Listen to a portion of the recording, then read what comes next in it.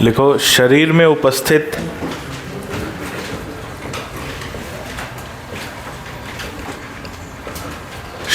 उपस्थित अमीबॉइड कोशिकाओं द्वारा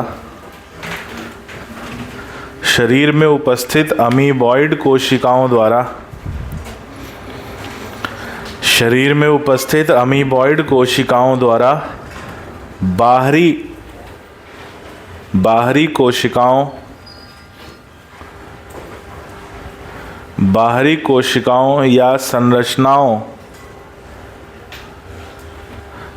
कोशिकाओं या संरचनाओं का सूडोपोडिया द्वारा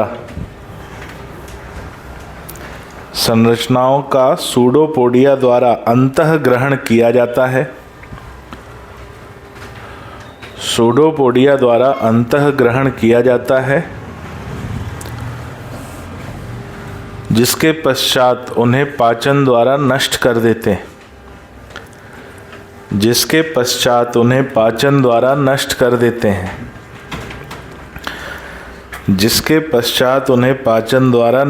देते हैं।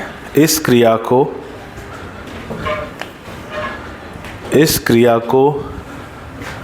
फैगोसाइटोसिस या एंडोसाइटोसिस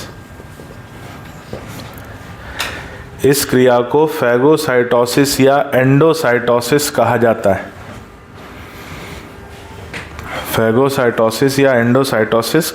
है।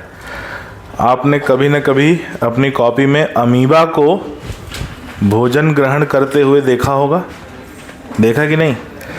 जैसे मान लो ये एक अमीबा है, ये भोज्य पदार्थ है, तो उसके चारों तरफ क्या बना लेता है? उंगली जैसी संरचनाएं बना लेता है, और इन उंगली जैसी संरचनाओं को बोलते हैं सूडोपोडिया। और अगर इनकी मदद से भोजन को ग्रहण करते हैं तो उसे कहा जाता है फैगोसाइटोस। तो फैगोसाइटोसिस के लिए क्या होना अनिवार्य है? सूडोपोडिया। और सूडोपोडिया जिन कोशिकाओं में पाए जाते हैं उन्हें कहते हैं अमीबा जैसी कोशिका, यानी अमीबॉइड कोशिका, क्योंकि सूडोपोडिया किसका लक्षण है? अमीबा का। तो अगर सूडोपोडिया किसी में है तो वो क्या है? अमीबॉइड कोशिका। तो हमने जो WBC देखा था, NK सेल्स लिखा था, PMNL सेल लिखा था, पॉलीमॉर्फ लिखा था, मैक्रोफेज लिखा था, ये सभी किस प्रकार की कोशिकाएं हैं? अमीबॉइड कोशिका। और वो जो भोजन ग्रहण करती हैं उसी को हम बोलते हैं फैगोसाइटोसिस या एंडोसाइटोसिस। इसके 5 चरण पाए जाते हैं। कितने? तो लिख लो, इस क्रिया के 5 चरण पाए जाते हैं।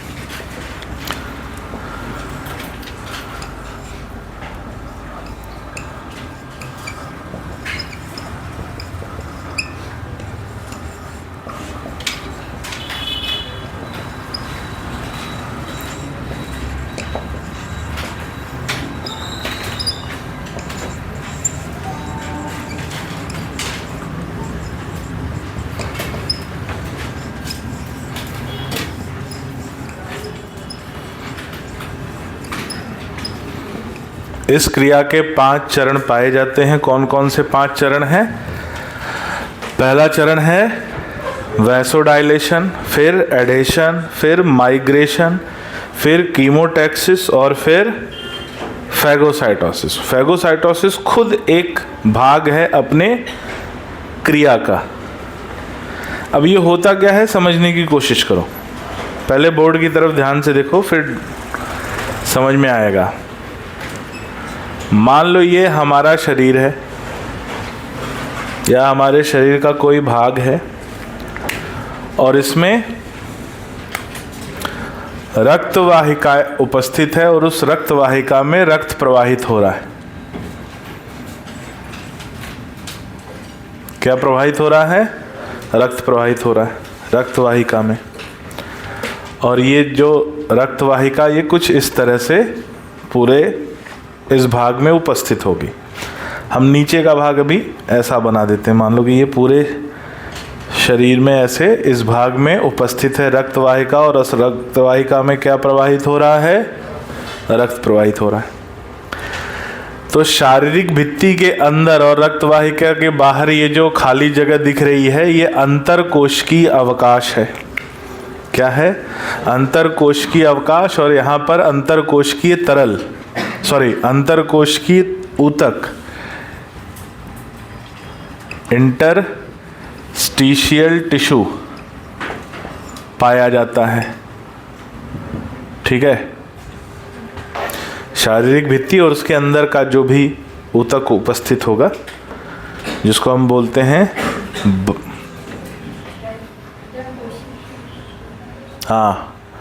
अंतरकोशिकीय, नहीं ये सही शब्द नहीं है, ECF एक्स्ट्रा सेलुलर स्पेस मान, एक्स्ट्रा सेलुलर स्पेस, बाह्य कोशिकीय अवकाश, क्या बोल दो इसको? बाह्य कोशिकीय अवकाश। और ये हमारी शारीरिक भित्ति, त्वचा, जिसको हम बाहरी परत बोल सकते हैं। अब कुछ ऐसा हुआ कि हमारी त्वचा कट गई या छिल गया, कुछ भी हो गया, क्योंकि हमने पढ़ा है कि अगर सामान्य त्वचा है तो वो बैक्टीरिया रोधी है, उससे होकर बैक्टीरिया प्रवेश नहीं कर सकता। लेकिन किसी भी माध्यम से, चाहे चोट के माध्यम से या श्वसन मार्ग के माध्यम से या भोजन मार्ग के माध्यम से, अगर कोई पैथोजन हमारे शरीर में प्रवेश कर जाए, कौन प्रवेश कर गया? पैथोजन हमारे शरीर में प्रवेश कर गया।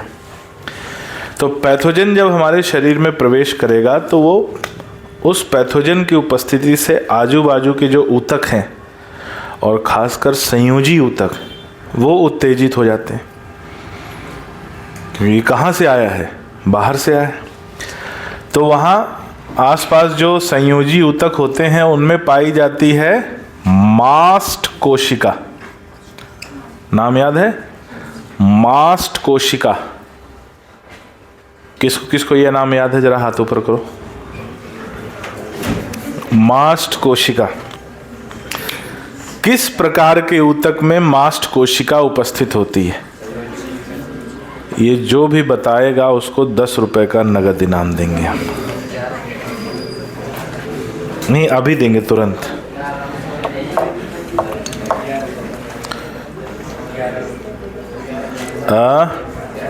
₹100 का ले लो, चलो। जो बताएगा। हाँ, आ रहे क्या सोमिल? जा रहे हो?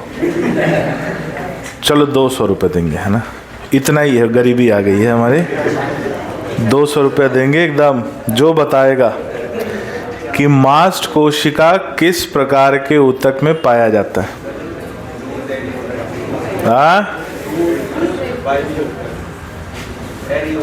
एरियोलर टिश्यू, एकदम सही जवाब। लो भाई, लो लो लो, इनाम है भाई, इनाम एकदम। सब लोग स्वागत करें। अरे ले लो, लो, नहीं तो हम फिर रख लेंगे। लो लो, पार्टी कर लेना। लो, सही जवाब दिया भाई इसने एकदम। सोच रहा है ले कि नहीं ले। नहीं चाहिए? चाहिए तो लो। लो, एकदम 200, एक आंसर पे 200 लो। चल भाई, ऐसे मेहनत का पैसा है। चल भाई,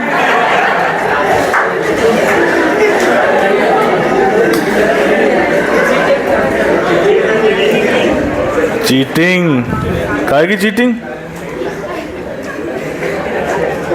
पैसा मत कमाओ, अभी पैसे के चक्कर मत पड़ो। काहे के चक्कर में पड़ो? मेडिकल कॉलेज के, ठीक है?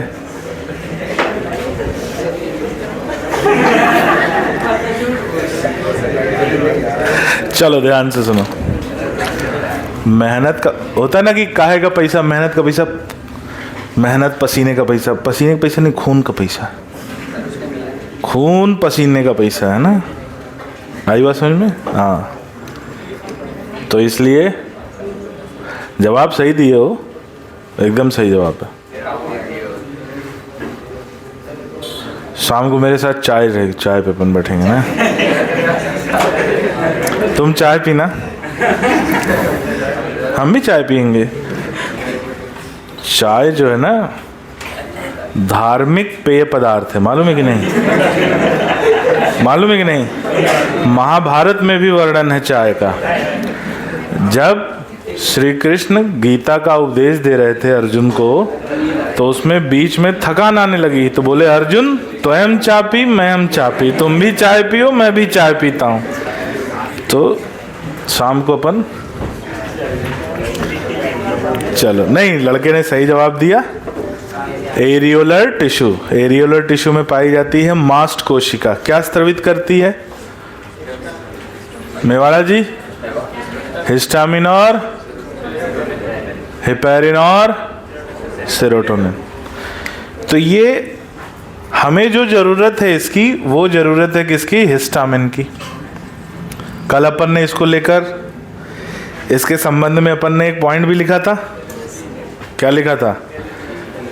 कि IgE एंटीबॉडी बेसोफिल और मास्ट कोशिका के साथ मिलकर हिस्टामिन का स्राव कराते हैं और एलर्जी उत्पन्न कराते हैं। तो जब हिस्टामिन स्रावित होता है तो हिस्टामिन का दो कार्य है। कितने कार्य हैं? दो। एक, ये रक्त वाहिकाओं को फैला देता है। किसको फैला देता है? रक्त वाहिकाओं को, रक्त वाहिकाओं को फैला देता है। और इसी घटना को क्या कहा जाता है?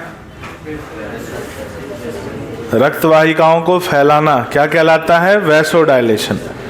ये काम कौन करता है? हिस्टामिन। और दूसरा, रक्त वाहिकाओं की पारगम्यता, पारगम्यता को बढ़ा देता है। किसको बढ़ा दिया है? रक्त वाहिकाओं की पारगम्यता को। तो जैसे मान लो ये रक्त वाहिका है, अब अगर हिस्टामिन का स्राव हो गया तो अब ये रक्त वाहिका का व्यास बढ़ जाएगा, क्योंकि ये फैल जाएगी। रक्त वाहिका ऐसे फैल गई, देखो, और उसकी क्या बढ़ गई है? पारगम्यता, परमिएबिलिटी बढ़ गई। क्या बढ़ गई? परमिएबिलिटी। क्या बढ़ गई? परमिएबिलिटी। तो रक्त वाहिकाओं की को फैला देता है और उसकी पारगम्यता को बढ़ा देता है। आई बात समझ में? दो काम करता है। कौन? हिस्टामिन। तो पहला जो काम है उसी को हम क्या बोलते हैं? वैसोडाइलेशन। अब अगर ये पारगम्यता बढ़ेगी और रक्त वाहिकाएं फैल जाएंगी, तो जो रक्त का प्रवाह है वो धीमा होगा या तेज हो जाएगा? तो रक्त प्रवाह धीमा हो जाएगा। और रक्तदाब बढ़ेगा या कम होगा? नहीं बढ़ेगा। अच्छा, एक पाइप है, उससे पानी जा रहा है प्रेशर से, पाइप को फैला दो, प्रेशर कम होगा कि बढ़ेगा? अपन कभी ऐसे पाइप का ऐसे मुंह दबाते हैं तो प्रेशर बढ़ता है कि कम होता है? तो अगर व्यास कम करोगे तो प्रेशर बढ़ेगा, और अगर व्यास बढ़ाओगे तो प्रेशर, तो अगर व्यास बढ़ रहा है तो प्रेशर कम होगा, यानी रक्तदाब भी क्या हो जाएगा? कम हो जाएगा। समझ में आया नहीं आया? देखो, हाँ, फिजिक्स में पढ़ा ना, प्रेशर और एरिया इनवर्सली प्रोपोर्शनल है। एरिया बढ़ेगा तो प्रेशर घटेगा, एरिया कम होगा तो प्रेशर। इतना तो हमको याद है। कौन सा है? बॉयल्स लॉ है, चार्ल्स लॉ है, कुछ तो है ऐसा। पास्कल लॉ है, हाँ, जो भी होगा हम भूल गए हैं। तो अब देखो यहाँ पे क्या हुआ, जब रक्त का प्रवाह धीमा हो गया तो रक्त कोशिकाएं धीरे धीरे प्रवाहित होंगी, और धीरे धीरे प्रवाहित होंगी तो वो क्या करेंगी? इन रक्त वाहिकाओं की भित्ति से चिपकने लगेगी। किससे चिपकने लगेगी? रक्त वाहिकाओं की भित्ति से चिपकने लगेगी। कौन? WBC। रक्त वाहिकाओं की भित्ति से चिपकने की क्रिया को क्या बोलते हैं? एडेशन। एडेशन मतलब चिपकना। टेप आता है ना, एडेसिव लिखा रहता है ना, एडेसिव टेप, यानी चिपकाने वाला टेप। तो रक्त कोशिकाएं यहाँ चिपक गई। अब क्या हुआ है भाई, पारगम्यता बढ़ गई है, तो ये जो WBCs हैं ये निकल के इधर आ जाएंगी। पारगम्यता बढ़ गई तो परिसंचरण से निकल के कहाँ आ जाएंगी, बाह्य कोश की अवकाश में, एक जगह से दूसरी जगह पलायन कर जाएंगी। इसको कहा जाता है माइग्रेशन। पलायन करने के बाद पैथोजन को घेर लेंगी, उसका रासायनिक आकलन करेंगी, जो कल पढ़ा था रासायनिक आकलन। पैथोजन का हेल्पर टी सेल कर रहा था, उसी रासायनिक आकलन को कहते हैं कीमोटैक्सिस। अब रासायनिक आकलन करने के बाद अगर वो पैथोजन पहली बार आया है, मतलब रासायनिक आकलन कैसे करेंगे, वो देखेंगे कि क्या ये पहले आ चुका है, क्या इसका डेटा हमारे रिकॉर्ड में है। अगर है तो तुरंत आदेश मिलेगा किसको, मारक कोशिका को, मारक टी सेल को। और अगर पहले नहीं आया है तो क्लोनल विभाजन होगा, एंटीबॉडी उत्पादन होगा, जो कल हमने पढ़ा था। और अगर पहले आ चुका है, पहले संक्रमण है, तो इसकी मेमोरी सेल बॉडी में उपस्थित होगी। और मेमोरी सेल बॉडी में उपस्थित होगी तो बस यही बोलना है, शेरू। आ गई बात समझ में।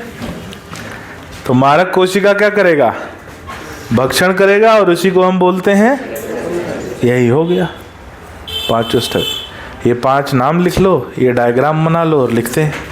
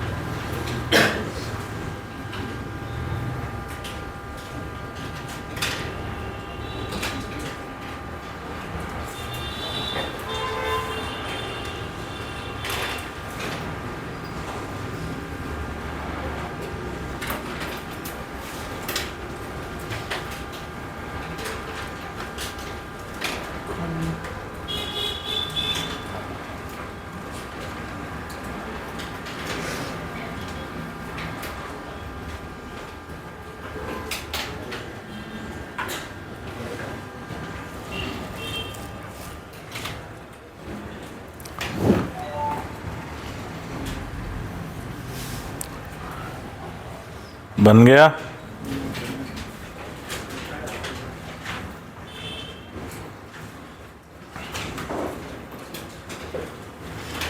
लिखो, पहला स्टेप लिखो, वैसोडायलेशन।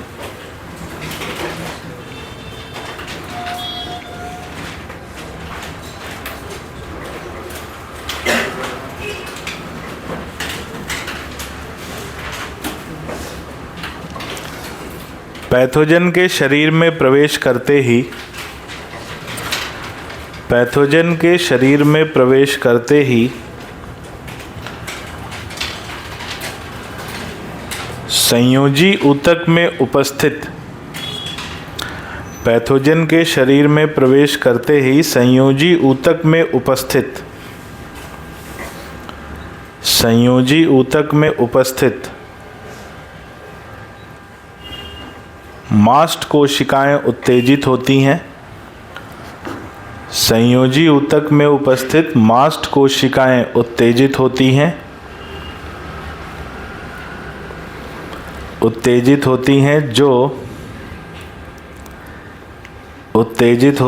जो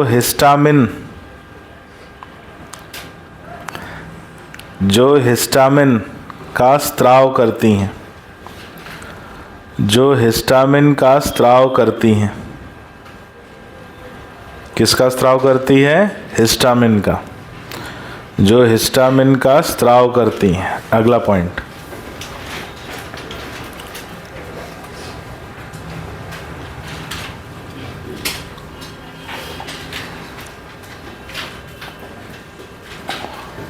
हिस्टामिन के दो कार्य पाए जाते हैं। नंबर 1, ये रक्त वाहिकाओं को फैला देता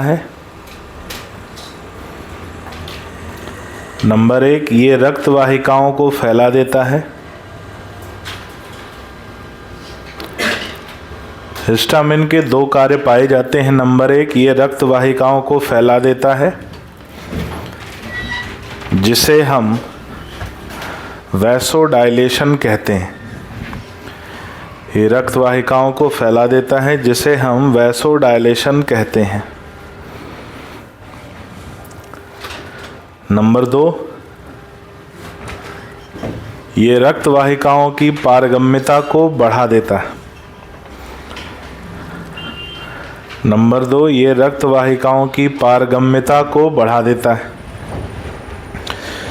ये रक्त वाहिकाओं की पारगम्यता को बढ़ा देता है।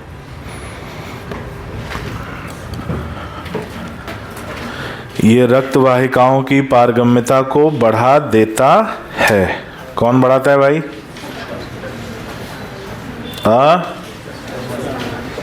हिस्टामिन। ये हो गया पहला स्टेप। अब आ जाओ दूसरे स्टेप पे, एडेशन। दूसरा स्टेप एडेशन। लिखो,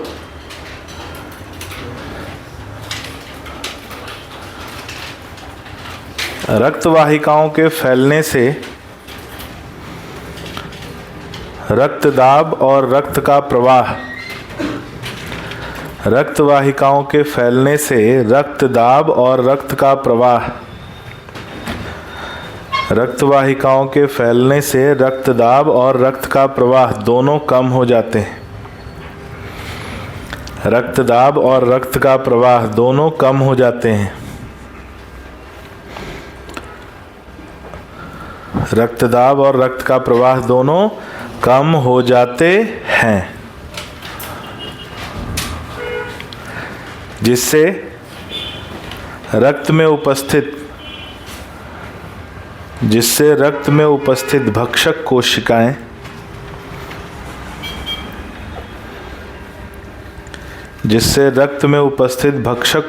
कोशिकाएं वाहिकाओं की भित्ति से चिपक जाती हैं। भक्षक कोशिकाएं वाहिकाओं की भित्ति से चिपक जाती हैं। इसे एडेशन कहा जाता है।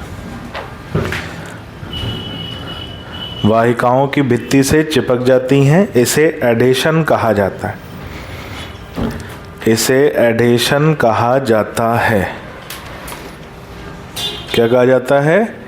एडेशन। अब आ जाओ तीसरा, माइग्रेशन। तीसरा स्टेप, माइग्रेशन। तीसरा स्टेप, माइग्रेशन। पारगम्यता के बढ़ने से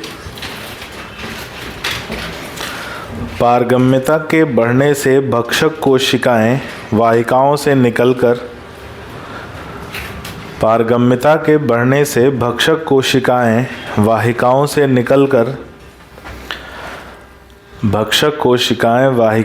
निकलकर अंतरकोशिकीय अवकाश में वाहिकाओं से निकलकर अंतरकोशिकीय अवकाश में पहुंच जाती हैं। वाहिकाओं से निकलकर अंतरकोशिकीय अवकाश में पहुंच जाती हैं। वाहिकाओं से निकलकर अंतरकोशिकीय अवकाश में पहुंच जाती हैं।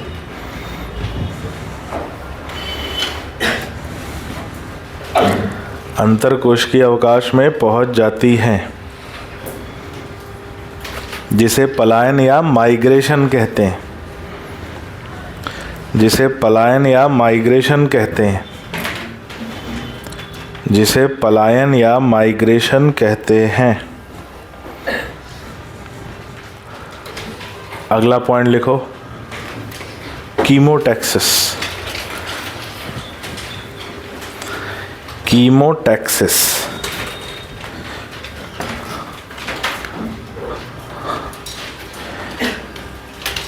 कीमोटैक्सिस। कीमोटैक्सिस क्या है भाई? लिखो कि अंतरकोशिकीय अवकाश में पहुंचने के बाद ये कोशिकाएं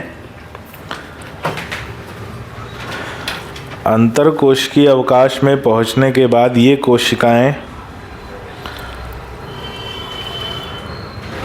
कोशिकाएं पैथोजन को घेर लेती हैं। ये कोशिकाएं पैथोजन को घेर लेती हैं। ये कोशिकाएं पैथोजन को घेर लेती हैं तथा उसका रासायनिक आकलन, क्या लिखा अपन ने? बोला क्या अपन ने? एक ही बात है। अंतरकोशिकी या बाह्य कोशिकी एक ही मतलब होता है। अंतराकोशिकी अलग होता है।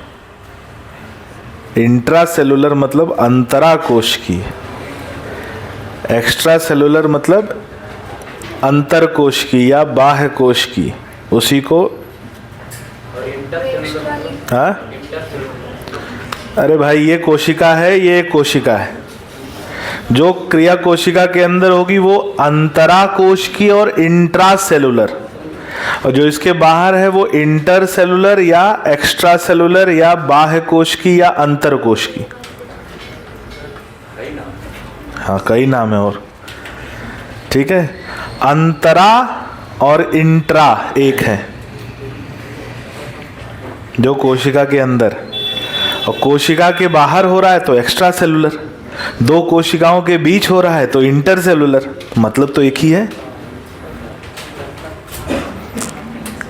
क्या बोला अपन ने? आखिरी पॉइंट पढ़ो।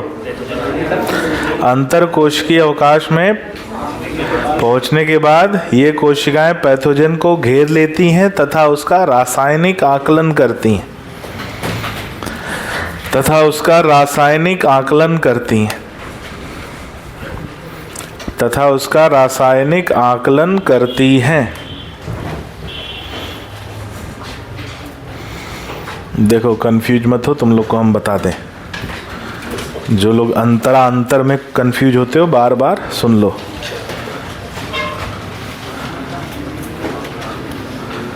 ऐसे मान लेना कि कोई क्रिया है, ये एक कोशिका है, ये दूसरी कोशिका है। कोई भी क्रिया कोशिका के अंदर हो रही है तो उसे बोलेंगे अंतरा कोशिकीय। क्या बोलेंगे? अंतरा कोशिकीय, या इसी को बोलेंगे इंट्रासेलुलर। ठीक है, आई बात समझ में? और दो कोशिकाओं के बीच अगर कोई क्रिया हो रही है तो उसे हम बोलेंगे बाह्य कोशिकीय। बाह्य कोशिकीय या अंतरकोशिकीय। बाह्य कोशिकीय को ही हम क्या बोलते हैं? Extra cellular. इसी को हम बोलते हैं एक्स्ट्रा सेलुलर, और इसको बोलते हैं इंटरसेलुलर। तो ये चार चीजें एक ही बात को प्रदर्शित कर रही। अंतः जाएगा इसमें, अंतःकोशिकीय। ये तीन बातें एक को प्रदर्शित कर रही। चलो लिखो।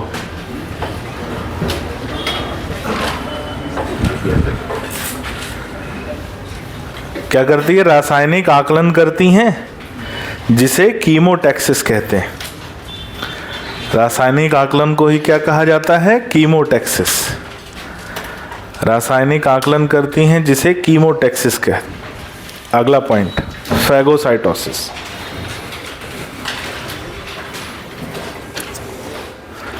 फैगोसाइटोसिस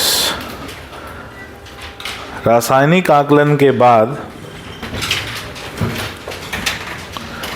उसकी सूचना को संग्रहित कर, रासायनिक आकलन के बाद उसकी सूचना को संग्रहित कर, उसकी सूचना को संग्रहित कर ये पैथोजन का भक्षण करती हैं। ये पैथोजन का भक्षण करती हैं, जिसे फैगोसाइटोसिस कहते हैं। ये पैथोजन का भक्षण करती हैं, जिसे फैगोसाइटोसिस कहते हैं। भक्षण करती हैं, जिसे फैगोसाइटोसिस कहते हैं। ये हो गया, मिटा दें। चलो, अच्छा, हिस्टामिन का जो स्राव है ये केवल ऐसा नहीं कि भक्षण के लिए ही होता है। हिस्टामिन का स्राव कई घटनाओं को प्रेरित करता है। जैसे एक तो हो गया फैगोसाइटोसिस को, यही स्राव एलर्जी के लिए भी जिम्मेदार है, और यही स्राव शोथ के लिए भी जिम्मेदार है, जिसे हम इन्फ्लेमेशन कहते हैं। तो लिखो अगला पॉइंट स्टार लगा के कि हिस्टामिन का स्राव, हिस्टामिन का स्राव इन्फ्लेमेशन, हिस्टामिन का स्राव इन्फ्लेमेशन, हिस्टामिन का स्राव इन्फ्लेमेशन तथा एलर्जी को भी प्रेरित करता है। इन्फ्लेमेशन तथा एलर्जी को भी प्रेरित करता है। इन्फ्लेमेशन तथा एलर्जी को भी प्रेरित करता है। और पहली हेडिंग डालो, अगली हेडिंग इन्फ्लेमेशन। अगली हेडिंग डालेंगे इन्फ्लेमेशन।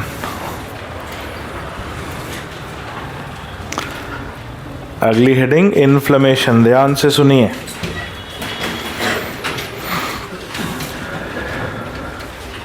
क्या होता है इन्फ्लेमेशन? जैसे मान लो आप दौड़ रहे हो, खेल वेल रहे हो और गिर गए खेलते खेलते और चोट लग गई। पता कैसे चलेगा चोट लग गई? महसूस होगा। क्या महसूस होगा? दर्द महसूस होगा। एक और कुछ महसूस होगा? एक बात इसने बोली कि दर्द महसूस होगा। तो अगर दर्द महसूस होगा तो क्या तुम दौड़ पाओगे? फिर उसी स्पीड से दौड़ हो सकते हो, लेकिन फिर धीमे दौड़ोगे, लंगड़ा के दौड़ोगे, जो भी जितना तुम्हारा शरीर सहन कर सके, जितना तुम्हारी क्षमता। आई बात समझ में? अगर मान लो तुमको चोट लग गई और दर्द ना हुआ, ऐसा होता है ना कि चोट लगी है लेकिन दर्द नहीं हो रहा, तो अब क्या तुमको महसूस होगा कि चोट लगी है? लेकिन चोट तो लगी है। अगर किसी का हाथ टूट जाए और उसको महसूस ना हो, दर्द ना हो, तो उस हाथ टूटने की घटना को लोड लेगा? अगर सजग रहेगा तभी लोड लेगा। तो हमारे शरीर में कई ऐसी घटनाएं होती हैं जो ये बताती हैं कि शरीर के साथ कुछ गड़बड़ हो रहा है। शरीर के साथ कुछ गड़बड़ हो रहा है, इस पे ध्यान दो। जैसे सुबह उठे, आँख में दर्द हो रहा है, तो आंख में दर्द हो रहा है तो आंख के साथ कुछ गड़बड़ हो रहा है या घुटने के साथ कुछ गड़बड़ हो रहा है? आंख के साथ गड़बड़ हो रहा है ना। कोई दोस्त ने तुम्हारे एक घुसा मार दिया तो क्या होगा? लाल हो जाएगा, फिर काला हो जाएगा। लाल काला, पहले गुलाब जामुन होगा, फिर काला जाम हो जाएगा। तो हम जो बताना चाह रहे हैं उस बात को समझो कि इन्फ्लेमेशन एक ऐसी घटना है जो ये बताती है, इस बात के लिए सूचित करती कि शरीर के साथ कुछ तो गड़बड़ है। दया, इस पे ध्यान दो, और नहीं ध्यान दोगे तो गड़बड़ और ज़्यादा बढ़ जाएगा। जैसे किसी को फ्रैक्चर हो गया पैर में और फिर भी वो दौड़े जा रहा है क्योंकि दर्द महसूस नहीं हो रहा है, तो उसके पैर की क्या हालत होगी? तो दर्द जो होता है वो महसूस कराने के लिए होता है कि कुछ गड़बड़ है, और जब भी दर्द हो तो समझ लो कि जीवन में कुछ गड़बड़ है, महसूस होना चाहिए, है ना। हाँ, दूसरे उसमें मत ले जाना, मैं बस इससे रिलेटेड बस समझा रहा हूँ, समझ में आया तो बात ठीक है। बाकी समझदार को इशारा काफ़ी है। कौन का कोई ऐसा थोड़ी दूध पीते बच्चे हो तुम्हें। आजकल की जो पीढ़ी है, जो जनरेशन चल रही है, तुम लोग तो जेनजी हो। जेनजी, जेनजी जानते हो? जनरेशन जेड, है ना। तो आजकल भैया, आजकल की जो जनरेशन है ना, ये बहुत आगे है।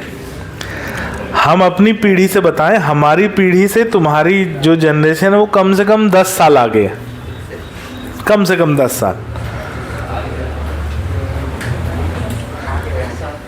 आगे है। किस चीज में, ये भी तो पूछो। आगे है बस, किस चीज में? यही गड़बड़ है हमारी जनरेशन में और तुम्हारी जनरेशन में कि 10 साल आगे है। काहे में? बेवकूफ़ी में। 10 साल आगे है काहे में?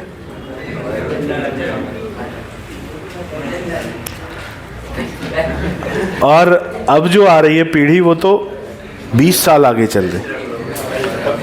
हाँ, उतावलेपन में आगे है। किस में आगे है? उतावलेपन। ये सब उम्र का फैक्टर होता है। तुम जब मेरी उम्र में आओगे तो तुम्हारा भी सोचने समझने का नजरिया बदलेगा, अलग होगा। जैसे जो तुम्हारा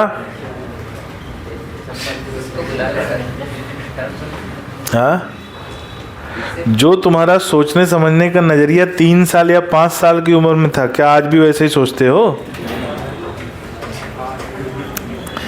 आज भी वैसे ही सोचते हो क्या? जैसे 3 साल की उम्र में तुम्हारा कोई बड़ा फेवरेट खिलौना हो, वो कोई छीन ले, मर्डर कर देगा वो लड़का, मर्डर। और 15 साल में आ जाए, 16 साल 17 साल की उम्र में पूछो कि भैया ये खिलौना ले लें? बोले हाँ ले लो।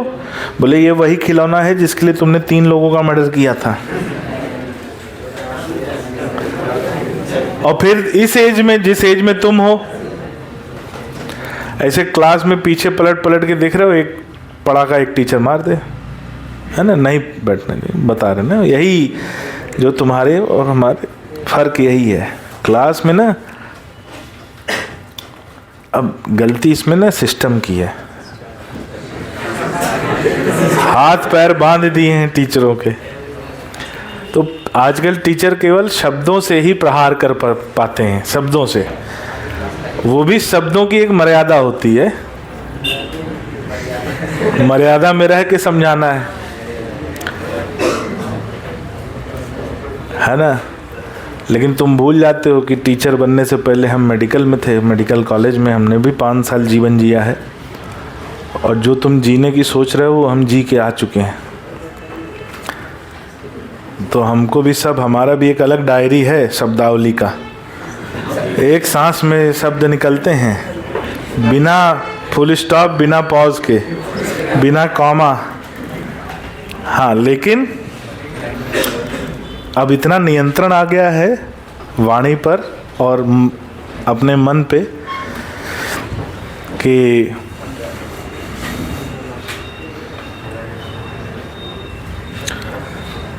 क्या बताएं, जाने दो। तो हम लोग कुछ बोल रहे थे, हाँ 15 साल की उम्र में आ जाओ, 17 साल की उम्र में आ जाओ और तुम्हारा कोई दोस्त फोन करे, भाई मैटर हो गया। क्या हो गया है? मैटर। बंदे लोग को लेकर आ जाओ, है ना। कुछ तो ऐसा एक आया था ना, बंदे लोग क्या है? हाँ, लड़के लोग घुस गए हैं, बंदे लोग को लेकर आ जाओ, ऐसे ऐसे ही कुछ था। बड़ा उस पे डीजे उजे पे चल रहा था। तो अब ये उस उम्र की बात है। अब हमारी उम्र में आकर अगर हमको कोई फ़ोन करे, आशीष, हाँ अरे वो मैटर हो गया है, 10 लोग को लेके आ जाओ। हम कह रख फ़ोन, आज के बाद फ़ोन मत करना।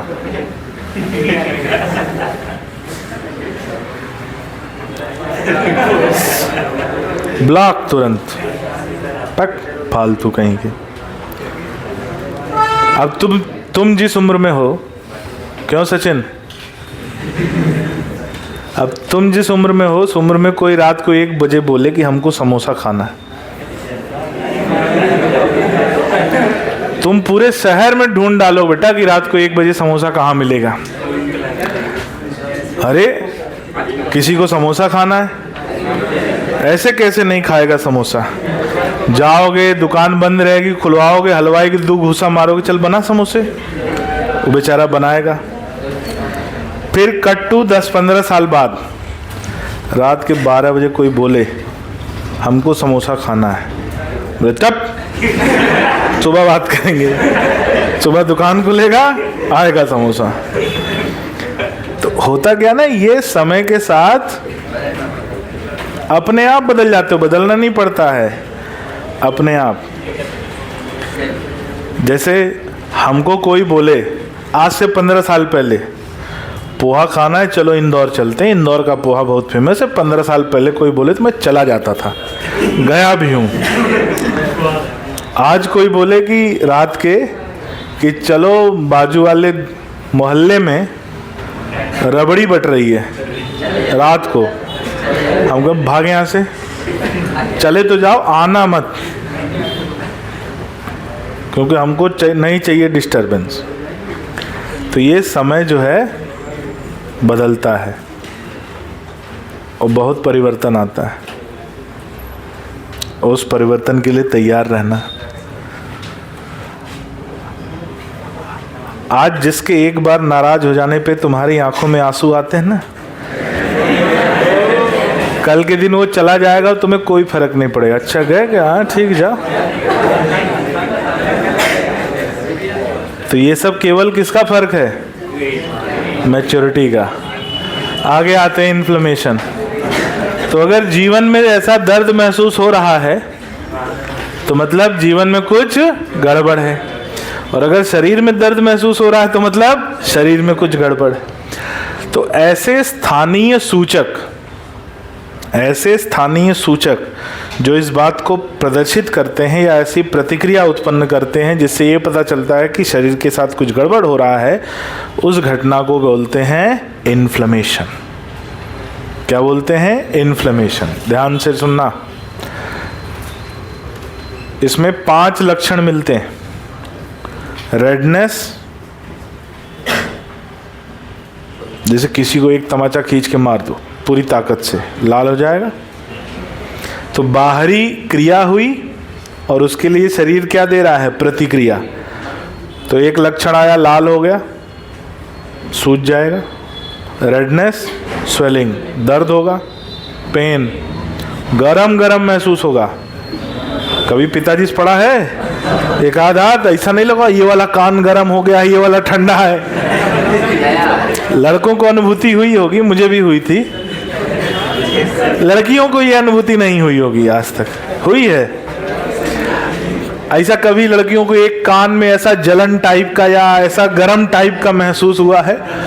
जानते हो, एक बात बता दूं, जब एक जम के एक पड़ता है ना, तो हार्ट बीट यहां नहीं महसूस होती है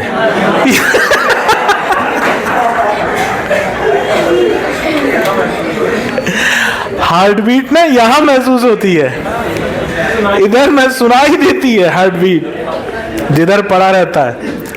ये अनुभव हुआ है कभी तुम लोग को? अरे, और उस हार्ट बीट का जो स्पंदन है जो यहाँ सुनाई देता है, महसूस होता है, वो हर बार दर्द भी देता है। एक बार ऐसा बीट यहाँ महसूस होगी तो दर्द होगा, जिसको बोलते हैं सनसना रहा है। ऐसा रियलिटी में होता है। लड़कियों को एक आध जम के नहीं पड़ा कभी, ऐसा है ना? तुम लोग व्यर्थ हो, है, तुम लोग के जीवन का कोई महत्व ही नहीं है। ऐसे प्रतिभाशाली लोगों को ही ऐसे अनुभव होते हैं कि मतलब ये अलग टाइप की फीलिंग है भाई। ये सामान्य लोगों के बस की बात नहीं है इस फीलिंग को महसूस कर पाना। और लड़कियों को तो नहीं हुआ होगा, मुझको पक्का मालूम है ना? कभी एक आध पढ़ा है जम के? किसी को पढ़ा भी होगा तो कौन बोलेगा, सही बात है। और इधर पूछो किसको पढ़ा तो स्वीकृत है, हाँ मान लिए, हाँ। बता दूं, ऐसा गर्म होता है, गर्म जलन होती है, हार्ट बीट महसूस होती है, मन करता है, ऐसा लगता है कि यार हार्ट बीट बंद हो जाए थोड़ी देर, क्योंकि यहाँ दर्द हो रहा है। तो क्या क्या हो गया? Redness, swelling, pain, rise in temperature, तापमान बढ़ जाएगा। और फिर उतने क्षेत्र से व्यक्ति तब तक कार्य नहीं कर पाएगा जब तक वो क्षेत्र सामान्य ना हो जाए, लॉस ऑफ फंक्शन। और जहां ये 5 साइन मिले, मतलब वो क्या है? तो लिखो, किसी बाहरी हानिकारक क्रिया के लिए, किसी बाहरी हानिकारक क्रिया के लिए, किसी बाहरी हानिकारक क्रिया के लिए जब हमारा शरीर, किसी बाहरी हानिकारक क्रिया के लिए जब हमारा शरीर प्रतिक्रिया देता है, क्रिया के लिए जब हमारा शरीर प्रतिक्रिया देता है, जब हमारा शरीर प्रतिक्रिया देता है तो उसे, जब हमारा शरीर प्रतिक्रिया देता है तो उसे, प्रतिक्रिया देता है तो उसे इन्फ्लेमेशन कहा जाता है।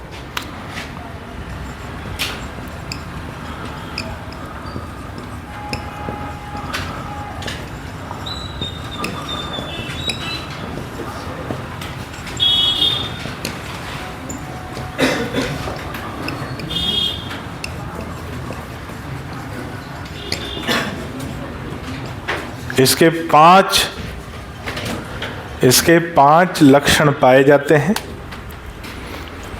इसके 5 लक्षण या चिन्ह बोलो, लक्षण नहीं बोलो, चिन्ह। इसके 5 चिन्ह पाए जाते हैं। बीमारी नहीं है ये कि लक्षण होगा, चिन्ह है। इसके 5 चिन्ह पाए जाते हैं। रेडनेस, लालिमा, स्वेलिंग, सूजन, पेन, दर्द, तापमान में वृद्धि और कार्य की हानि। Redness, swelling, pain, rise in temperature और लॉस ऑफ फंक्शन।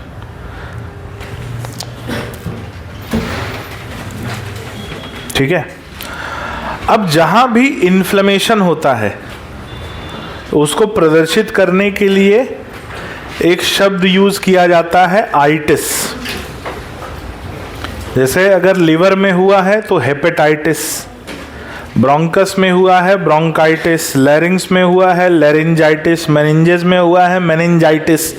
तो जहां भी आइटिस शब्द लिखा हुआ मिले मतलब वो क्या है? तो लिखो, इसे आइटिस शब्द से प्रदर्शित किया जाता है। इसे आइटिस शब्द से प्रदर्शित किया जाता है।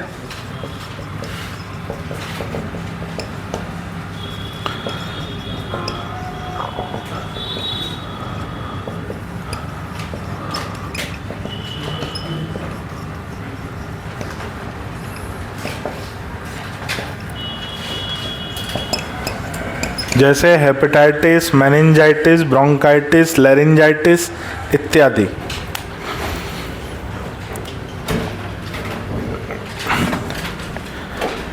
इत्यादि।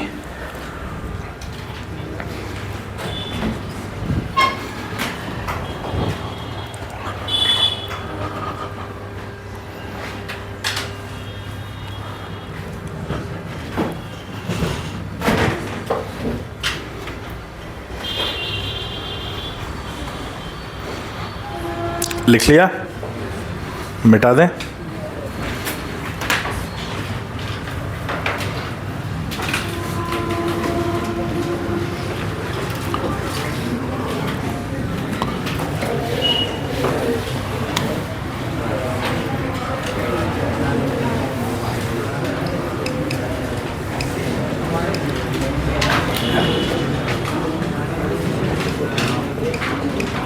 अगली हेडिंग डालो वैक्सीनेशन। अगली हेडिंग वैक्सीनेशन।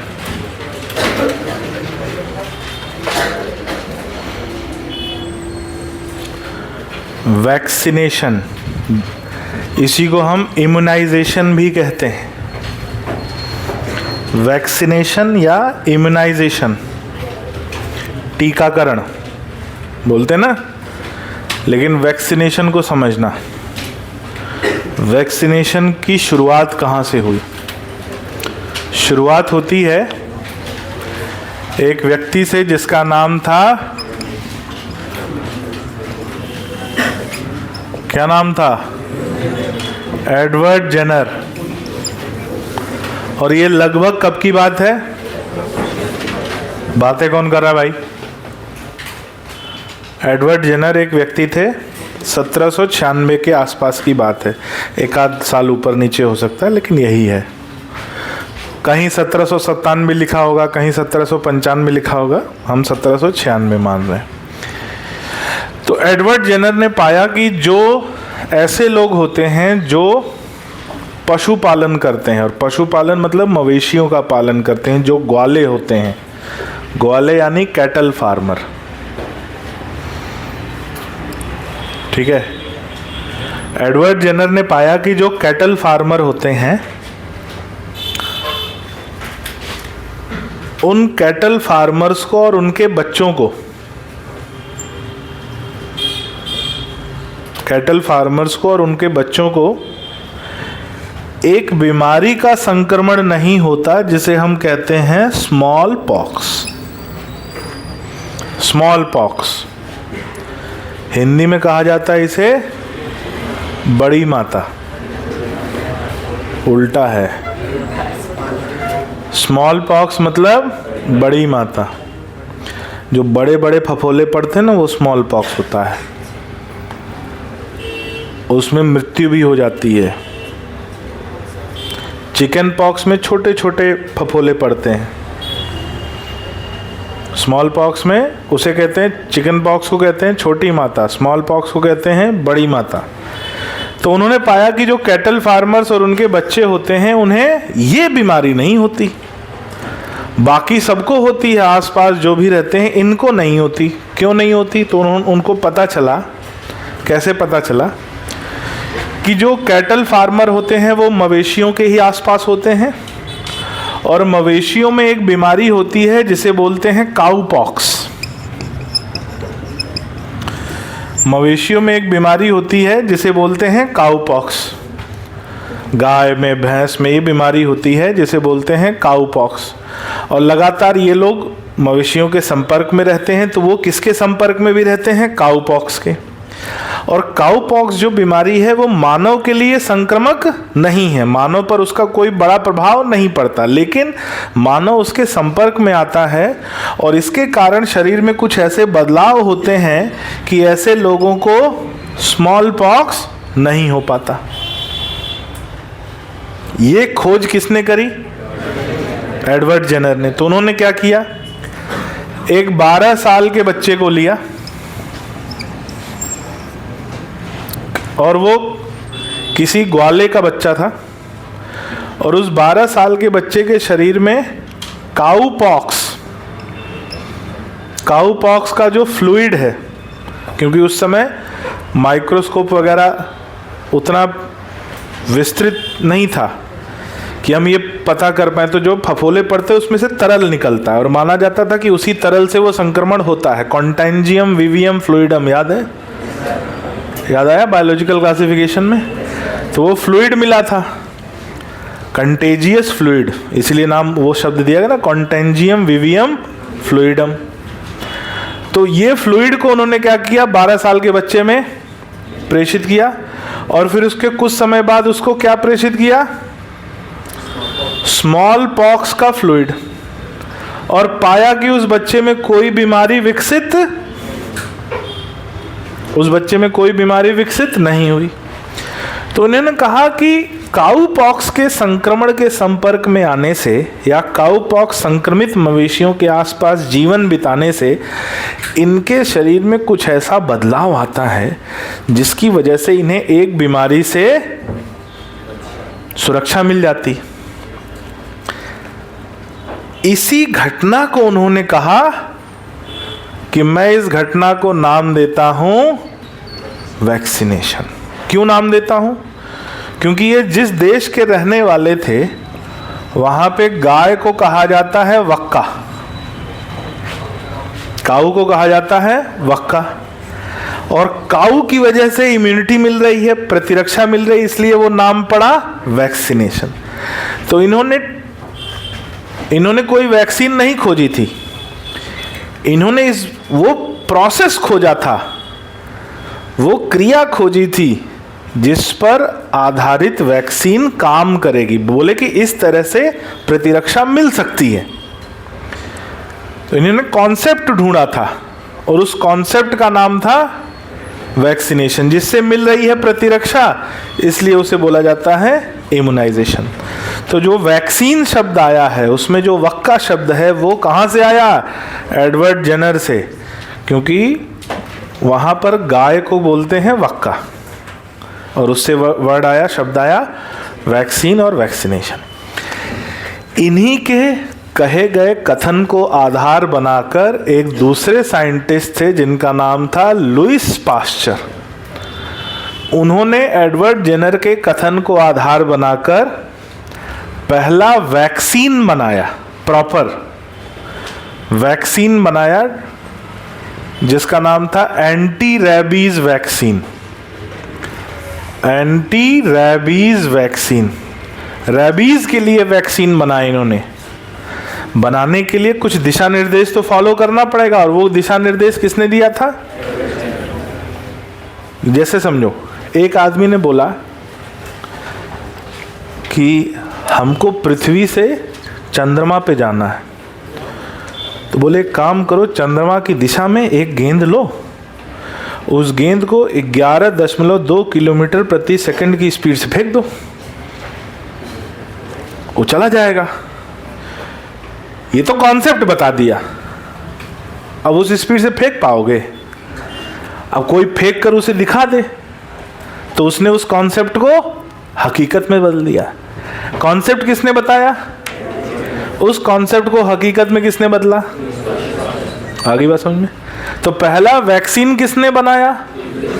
लेकिन वैक्सीनेशन का जो आधार है, उसकी क्रियाविधि, किस तरीके से वो वैक्सीन काम करेगा और वैक्सीनेशन होता क्या है, ये किसने बताया था? आई बात समझ में? बाद में इस पे आगे चलकर और भी वैक्सीन बना, पोलियो के लिए वैक्सीन बना इसी आधार पर, जिसे हम लोग ओरल पोलियो वैक्सीन या साल्क वैक्सीन कहते हैं। क्या बोलते हैं? जेनस साल्क एक व्यक्ति थे, वो जो 2 बूंद जिंदगी की होती है ना, 2 बूंद, हाँ, उसको बोलते हैं ओरल पोलियो वैक्सीन या साल्क वैक्सीन। तो ये भी इसी पर आधारित हुआ, ये भी इसी पर आधारित हुआ। अब वैक्सीन में होता क्या है, या ये जो ओपीवी है, जो 2 बूंद जिंदगी की जो लोग पीते हैं, उसमें होता क्या है? जिस वायरस से पोलियो होता है उसी वायरस को इसमें डाला जाता है, यानी जो वो वैक्सीन होती है उसमें वही वायरस होता है जिससे वो रोग होता है। तो बोलो सर, अगर उसी वायरस से रोग हो रहा है तो जो पिएगा उसको रोग हो जाएगा। लेकिन उस वायरस को कमज़ोर करके शरीर में भेजा जाता है, कमज़ोर करके, ताकि वो रोग का कारण ना बन पाए। किसका कारण ना बन पाए? रोग का। वैक्सीन एक तरल होता है, एक तरल जिसमें रोग का कारण यानी पैथोजन को ही कमज़ोर करके या हीट किल करके या असक्रिय करके डाला जाता है और उसे शरीर में प्रेषित किया जाता है, ताकि शरीर में जाने के बाद उसे जब तक सक्रिय करने की समय लगेगा ना अपने आप को सक्रिय करने का, तब तक शरीर उसके लिए पहली प्रतिक्रिया दे चुका होगा और एंटीबॉडी बना लेगा। और भविष्य में अगर वो पैथोजन ताकतवर भी आएगा तो भी शरीर में पहले से ही उसके लिए एंटीबॉडी और स्मृति कोशिकाएं उपस्थित होंगी। तो अगर दोबारा ताकतवर पैथोजन आएगा तो मतलब वो पहला एक्सपोजर होगा या दूसरा एक्सपोजर होगा? दूसरा एक्सपोजर। और दूसरा एक्सपोजर स्लो होता है या फास्ट होता है? उसकी इंटेंसिटी कम होती है या ज़्यादा? बहुत ज़्यादा। तो उसके लिए शरीर पहले से तैयार होगा। यही आधार होता है किसका? वैक्सीनेशन का। अभी अभी कोरोना का टीकाकरण हुआ है, 1-2 साल पहले वैक्सीन लगा है ना कोरोना का। कितने लोगों को नहीं लगा अभी तक? अभी तक नहीं लगवाया। कितने लोगों ने अभी तक वैक्सीन लगवाया ही नहीं है? एक भी नहीं। 1, 2, शाबाश, तुम लोग सही किए। ये जो बाकी लोग लगवा के बैठे हैं ना,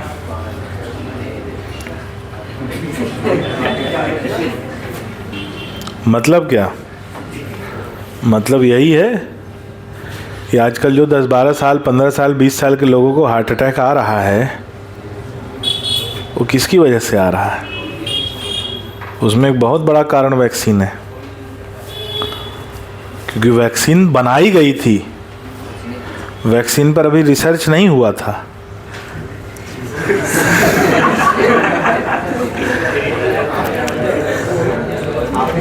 भाई समझो मेरी बात, वैक्सीन, कोई भी वैक्सीन होता है ना,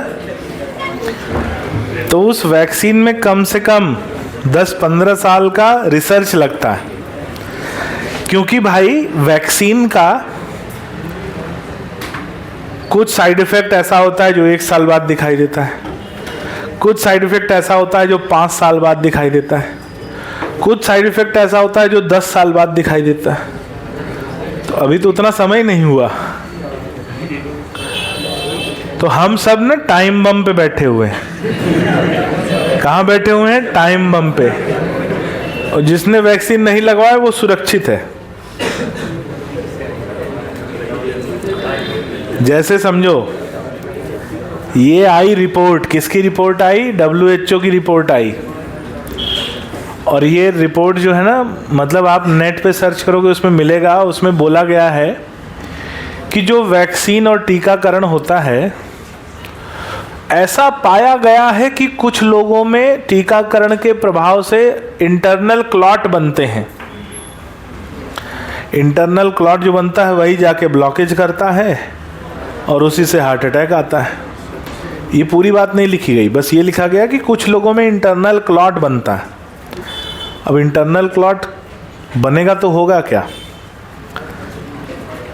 लेकिन जब ये बात सरकार से पूछी गई कि भाई ऐसा क्या है, ये रिपोर्ट है, तो सरकार क्या बोलती है? हमने तो बोला ही नहीं वैक्सीन लगाने को। सरकार का सीधा स्पष्टीकरण है, हमने थोड़ी बोला वैक्सीन लगाने को, लोगों ने अपने मन से लगवाया।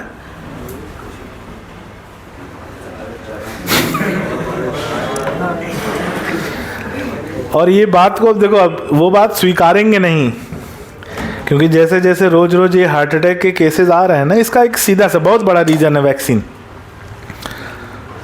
नहीं तो वैक्सीन से पहले बहुत से लोगों में उसके तुरंत प्रभाव देखने को मिले, बहुत से लोगों में बाद में मिले। और ऐसा नहीं कि ऐसे लोगों में हार्ट अटैक हो रहा है कि जो एक्सरसाइज नहीं करते। ज़्यादातर हार्ट अटैक देखोगे उन्हीं लोगों को हो रहा है जो जिम वगैरह में हैं, एक्सरसाइज कर रहे हैं और रेगुलरली कर रहे हैं,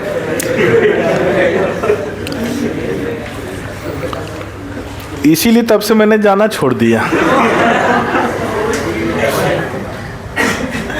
जो लोग निरंतर नियमित रूप से व्यायाम कर रहे हैं उन्हीं पे ज़्यादा रिस्क है, कछुओं को कोई रिस्क नहीं है। खरगोश रिस्क में है। तो सरकार ने, ये सुप्रीम कोर्ट ने बोला है सरकार ने, कि हमने थोड़ी बोला सर सबको वैक्सीन लगाने को, सब लोग अपने से वैक्सीन जाके लगवाए हैं। और जो सर्टिफिकेट आता था ना वैक्सीन का, याद करो, उस पर नीचे एक फ़ोटो आती थी किसी की, अब वो फ़ोटो हटा दी गई है।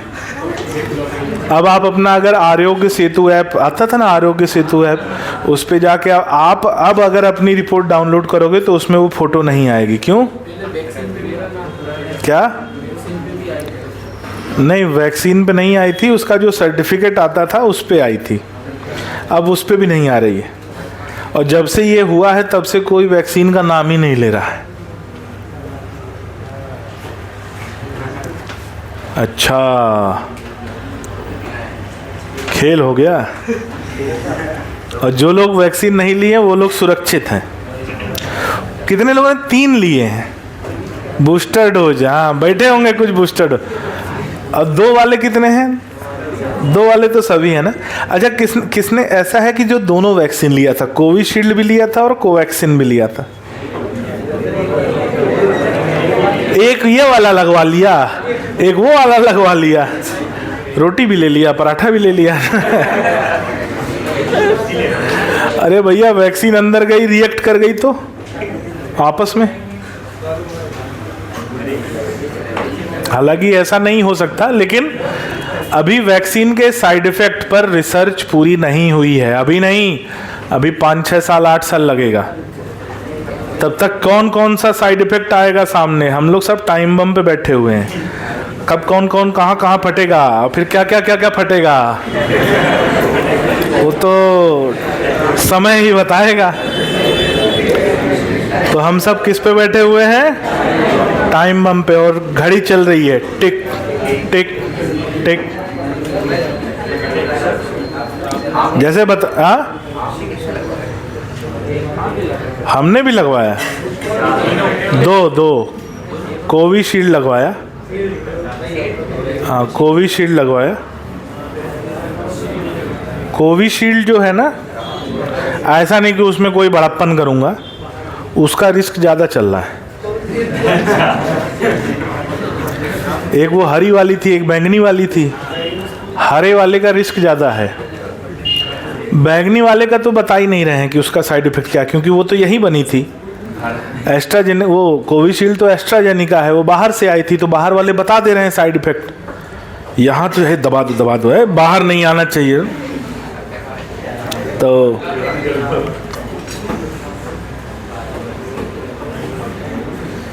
खेल हो गए हो।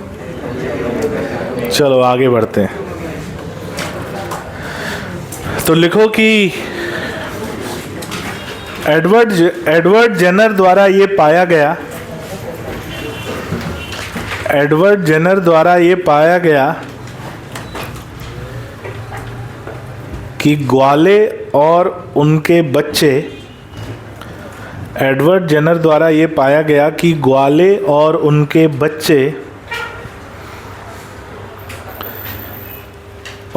बच्चे शुरुआती जीवन में ही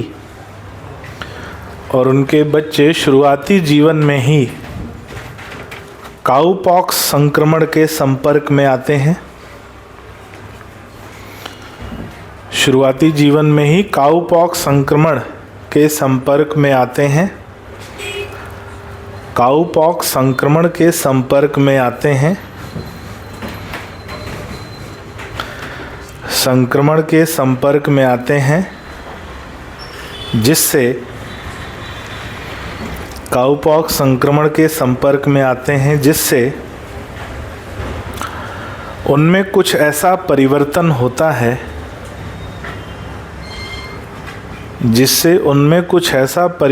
होता है जिस कारण वे एक हानिकारक बीमारी जिस कारण वे एक हानिकारक बीमारी स्मॉल पॉक्स, जिस कारण वे एक हानिकारक बीमारी स्मॉल पॉक्स से बचे रह जाते हैं, स्मॉल पॉक्स से बचे रह जाते हैं, हानिकारक बीमारी स्मॉल पॉक्स से बचे रह जाते हैं। उन्होंने एक 12 वर्ष के बालक के ऊपर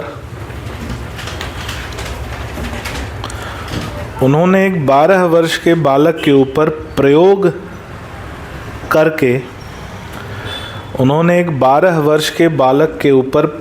करके ये पाया कि काउपॉक्स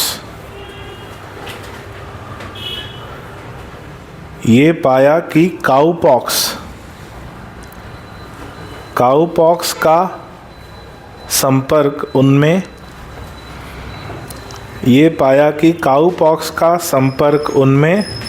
स्मॉल पॉक्स के लिए प्रतिरक्षा विकसित करता है,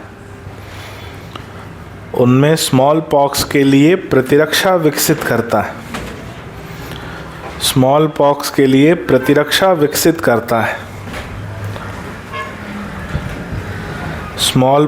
लिए प्रतिरक्षा विकसित करता है।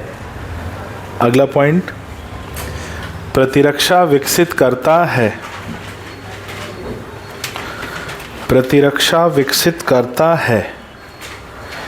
इस क्रिया को उन्होंने वैक्सीनेशन नाम दिया।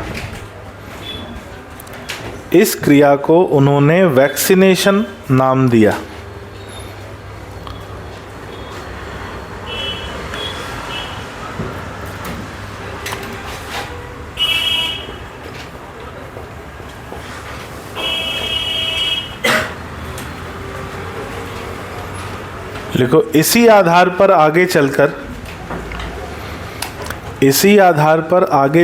लुईस पाश्चर द्वारा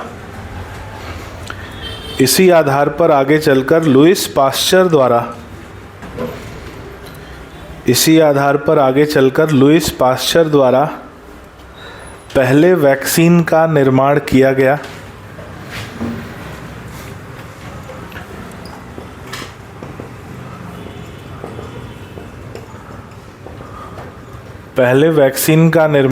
गया। जिसे एंटी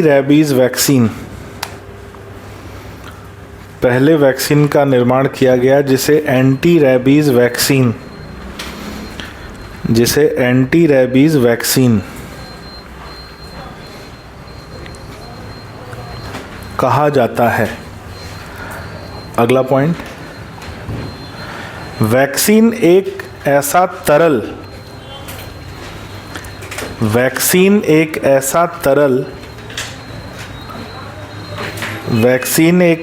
तरल होता है जिसमें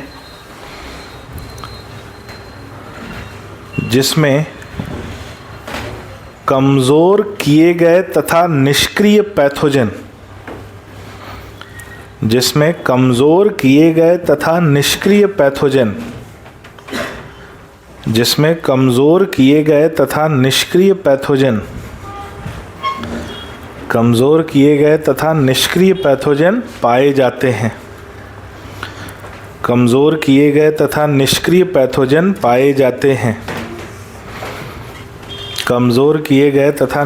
पैथोजन पाए जाते हैं। ये शरीर में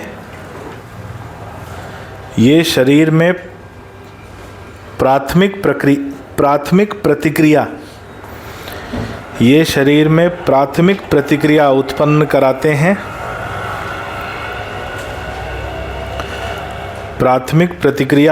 कराते हैं और यदि भविष्य में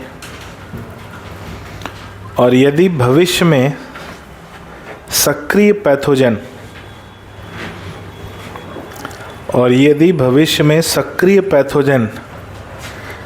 शरीर में प्रवेश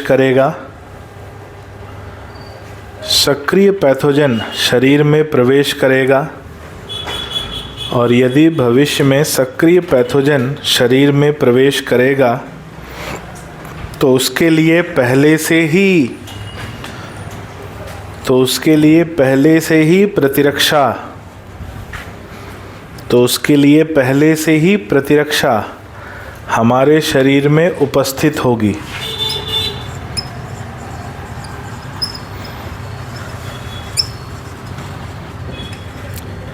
प्रतिरक्षा हमारे शरीर में उपस्थित होगी।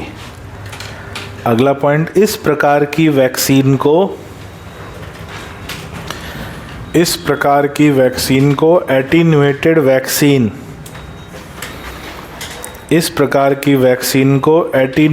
वैक्सीन, यहाँ लिखा है एटीन्यूएटेड वैक्सीन, इस प्रकार की वैक्सीन को एटीन्यूएटेड वैक्सीन कहते हैं। एटीन्यूएटेड वैक्सीन कहते हैं। जैसे उदाहरण एक लिखो, ओपीवी ओरल पोलियो वैक्सीन। उदाहरण OPV oral polio vaccine. OPV oral polio vaccine, इसमें पोलियो के ही निष्क्रिय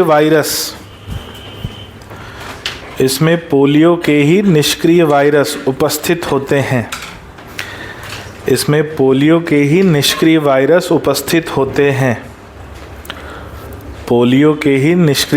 उपस्थित होते हैं। इसे साल्क वैक्सीन भी कहा जाता है।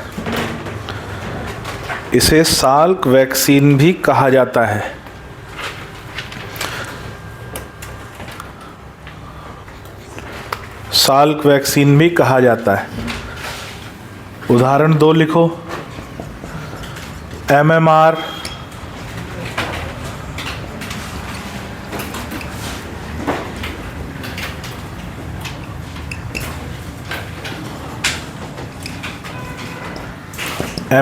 Measles mums rubeola.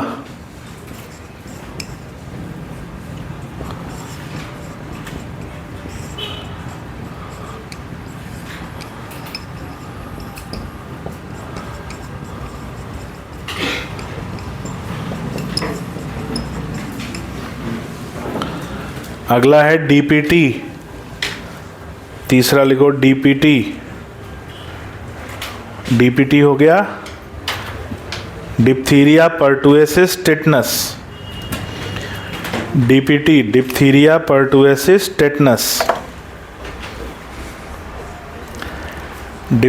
पर्टुएसिस टेटनस।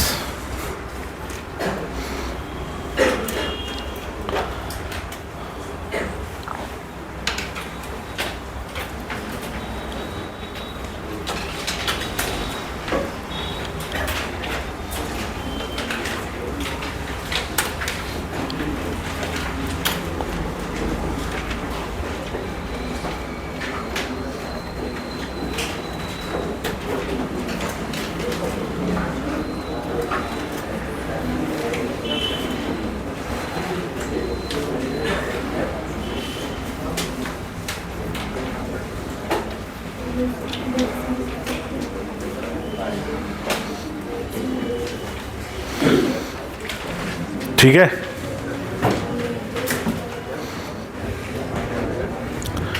एक पॉइंट लिखो कि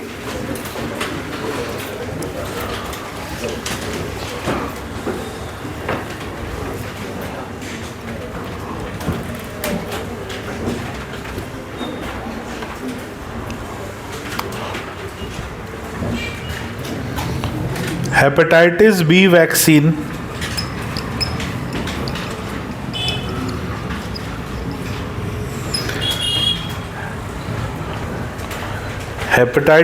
वैक्सीन अच्छा एक उदाहरण है ये, अगला उदाहरण है ये।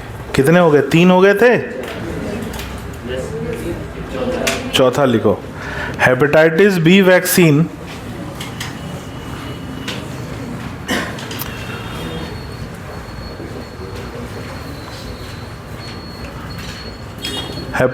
बी वैक्सीन को रिकॉम्बिनेंट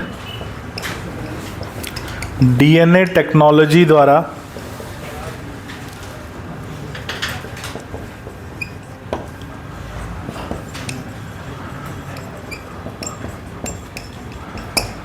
रिकॉम्बिनेंट डीएनए टेक्नोलॉजी द्वारा विकसित किया गया, रिकॉम्बिनेंट डीएनए टेक्नोलॉजी द्वारा विकसित किया गया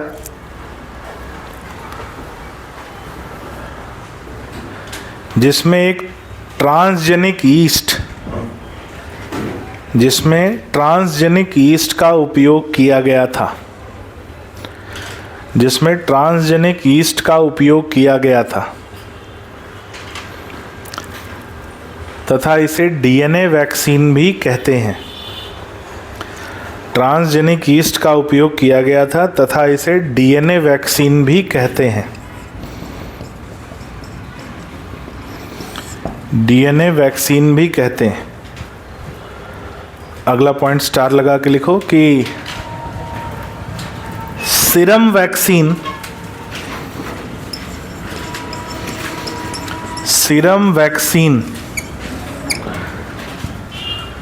याद करो सीरम वैक्सीन,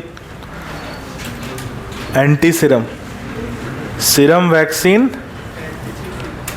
का उदाहरण एंटी सीरम होते हैं। सीरम वैक्सीन का उदाहरण एंटी सीरम होते हैं जो पैसिव इम्यूनिटी,